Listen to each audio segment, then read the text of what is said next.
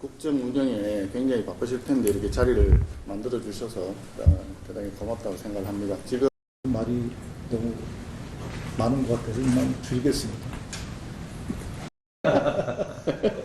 국정 운영에 굉장히 바쁘실 텐데 이렇게 자리를 만들어 주셔서 대단히 고맙다고 생각합니다. 지금 선거 때 우리가 굉장히 치열하게 서로 선거 운동을 했고 지금 야당이 된 우리 국민의힘에서는 지금도 비판을 할 건 비판을 하고 있지만 여든 야든 간에 지금 정부가 좀 성공한 정부가 되고 그래야만이 나라가 또 국민이 행복해지는 것이기 때문에 그런 점에서 우리도 이재명 대통령은 좀 성공한 대통령으로 남기를 마음으로 바라고 있다는 점 좀 이해를 해주시면 좋겠습니다. 우리가 야당으로서 비판할 거는 비판하겠지만 또 소통하고 협치하면서 협력할 거는 적극 협력해서 국가가 잘 되기를 기원합니다. 그런 점에서 아마 우리 김용태 비대위원장도 제언을 하신 것 같고 저도 몇 가지 좀 말씀을 좀 드리려고 합니다. 49.4%의 국민이 이재명 대통령을 선택을 했는데 50.6%의 국민은 이재명 대통령을 선택을 하지 않았다는 점을 고려해서 통합과 협치로 나아가기 위한 야당의 그 고언을 좀 들어주시기를 바랍니다.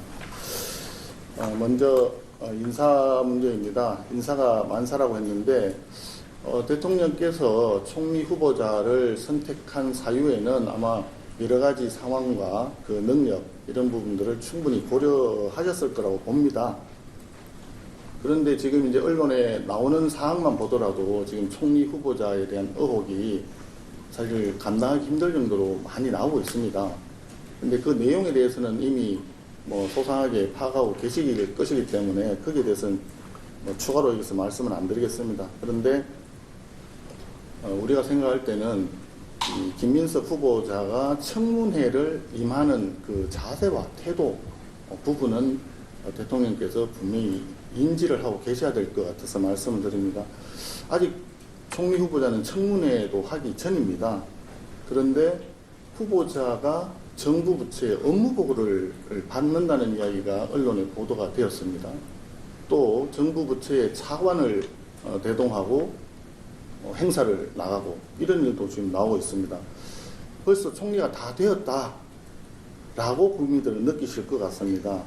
인사청문 대상자가 청문회에 필요한 자료 제출은 하지 않고 청문위원을 조롱하고 비아냥대는 글을 또 올리고 있습니다. 제가 정치에 과문한 탓인지 모르겠습니다만 역대 어떤 총리 후보자가 이런 식으로 행동했는지 제가 알지를 못하겠습니다. 혹시 국회 청문회와 인준 절차를 대놓고 무시하고 능멸하는 오만한 행태라고 국민들께 보여질까 심히 우려되는 대목입니다. 이런 분이 앞으로 총리가 된다면 행정부에서 정부에서 국회를 어떻게 상대할 것인지 또 여야 관계가 어떻게 될 것인지 이런 부분에 대해서 대통령께서 좀 심사숙고를 하실 것을 당부를 드립니다. 아마도 대통령님께 진언을 하는 그룹에서는 정권 초반에 첫 인사부터 이렇게 밀려서는 안 된다 이렇게 또 말씀하실 가능성이 많습니다. 그런데 국회를 이렇게 우습게 아는 분이 총리가 되었을 경우에 그것이 과연 이재명 정부의 성공 또 이재명 대통령의 성공에 얼마나 도움이 될는지 이런 부분을 신중하게 좀 고려해 주시면 좋겠다 하는 말씀을 드립니다. 그리고 우리 존경하는 김병기 또 원내대표님 앞에 계시는데 그 청문회 정인 채택과 관련해서 윤석열 전 대통령이라든지 또 김문수 후보라든지 한덕수 전 총리를 포함시키자 하는 또 제안이 있었습니다. 그 더불어민주당에서 이것은 청문회 정인 채택 과정을 좀 희화화시키는 그런 우려가 있는 것 같습니다. 더불어민주당이 여당이니까 여당으로서 충분히 있을 수도 있겠다 생각을 하지만 입법부의 일원으로서 행정부의 공직 후보자에 대한 인사청문회를 조금 더 진지한 자세로 대해주시면 좋지 않을까 하는 말씀을 좀 드립니다. 두 번째 문제는 원구성 문제입니다. 우리 의회 민주주의 정치를 복원을 바라는 것은 여야가 아마 같은 생각일 것입니다. 오랜 국회 관행상 원내의 교섭단체 순서대로 제1당이 국회의장직을 맡고 2당이 법사위원장직을 맡음으로써 원내에서 견제와 균형이라고 하는 민주주의 원리를 실천해 왔던 것이 오랜 국회 관행이었습니다. 그런데 이것이 지금 사실 더불어민주당이 압도적인 다수를 점하다 보니까 중간에 많이 지금 왜곡이 되어 있습니다. 국회의원 구성 문제는 사실 국회 교섭단체끼리 서로 상의하면 될 일이지 굳이 대통령께 이 말씀을 드릴 사항은 아니라고 생각하실 수도 있는데, 사실 지금의 국회의원 구성 자체는 우리 대통령께서 당대표 하실 때 그때 세팅이 되어 있는 사항이지 않습니까? 한마디로 이재명 더불어민주당 대표의 숨결이 고스란히 남아있는 그런 상황이라고 보여집니다. 그래서 대통령께서도 이런 부분은 결자해지하는 마음으로 다시 한번 봐주시기를 좀 부탁을 드립니다.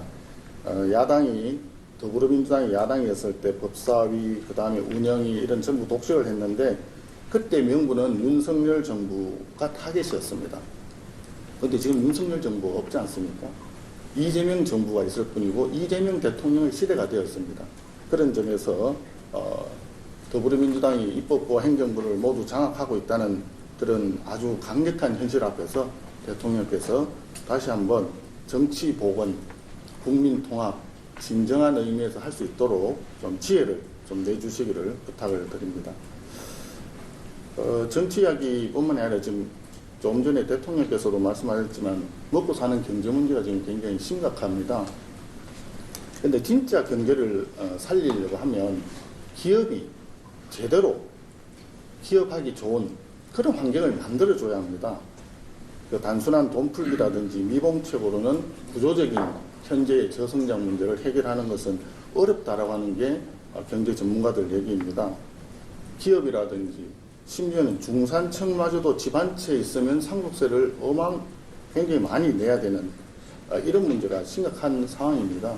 거기다가 중대재해처벌법을 비롯한 기업의 투자 마인드를 옥죄는 법안들이 너무 많습니다. 특히 주 52시간제 근무라든지 이런 부분들은 업종을 불문하고 소상공인까지도 힘들게 하고 있는 상황입니다. 그래서 기업하기 좋은 그런 제도 개선을 위해서 대통령께서도 당연히 지혜를 짜주시겠지만 여야 간의 머리를 맞대고 협치할 수 있는 가장 중요한 부분이 아닌가 이렇게 생각해서 말씀을 드립니다. 그리고 문재인 정부 때부터 시작된 자영업자와 소상공인들 비저의 굴레가 아직도 남아 있습니다. 그래서 이번에 추경해 보니까 일부 그런 부분 연체된 부분에 대해서 탕감하는 내용이 있던데 7년이나 연체하고 있는 부분보다 성실하게 갚아나가는 노력 때문에 더 힘든 분들도 많이 있다는 거 대통령님 잘 아실 겁니다. 그런 부분에 대해서 조금 더 깊이 우리가 고민을 해야만이 정말 민생이 살아나지 않을까 그런 말씀을 좀 드립니다. 그리고 지금 중국인들을 필두로 해서 외국인들이 우리 국내 부동산 소유 굉장히 빠른 속도로 늘어나고 있습니다. 이분들은 우리 국민보다도 세금을 안 내고 규제가 또 덜한 사각지대에 놓여 있습니다. 그런 상황이다 보니까 실제로 우리 국민들은 실소유를 하기 위한 주택 구입에도 역차별이 사실 벌어지고 있는 것이 현실입니다. 이런 부분에 대해서 상호주의가 필요하다라고 생각을 하고 우리 당에서는 그런 법안을 지금 준비 중에 있습니다. 정부 여당에서도 이런 부분은 좀 관심을 많이 가져주시기를 부탁을 드립니다. 마지막으로 대통령님 형사재판과 관련해서 혹여나 사법체계를 흔들 수 있는 법안들 추진되는 데 대해서는 걱정하는 목소리가 많이 있습니다. 일단 법안 추진을 잠시 보류했다고 하는데 앞으로도 사법체계의 안정성과 예측 가능성을 저해한다는 이런 지적이 남아있다는 점을 고려할 때 대통령께서 이 부분에 대해서는 좀 지혜롭게 대응하시는 게 좋지 않을까 생각합니다. 오늘 지금 비대위원장과 제가 대통령께 드린 말씀은 이게 비판을 위한 비판 이런 것이 아니라 정말 성공한 정부, 성공한 대통령을 만들기 위한 고언이라고 생각을 해주시기를 바랍니다. 좋은 약은 입에 쓴 법입니다. 그런 점을 충분히 고려해서 앞으로 대통령께서 국정 동반자로서의 야당의 역할 이해를 해주시고 협조해 주시고 귀담아 들어주신다면 우리도 기탄 없이 시중의 민심을 전달하고 이재명 대통령이 성공할 수 있도록 적극 협조할 것 협조한다 하는 말씀을 다시 한번 드립니다. 자리에 초대해 주셔서 고맙다는 말씀 다시 한번 드립니다. 감사합니다.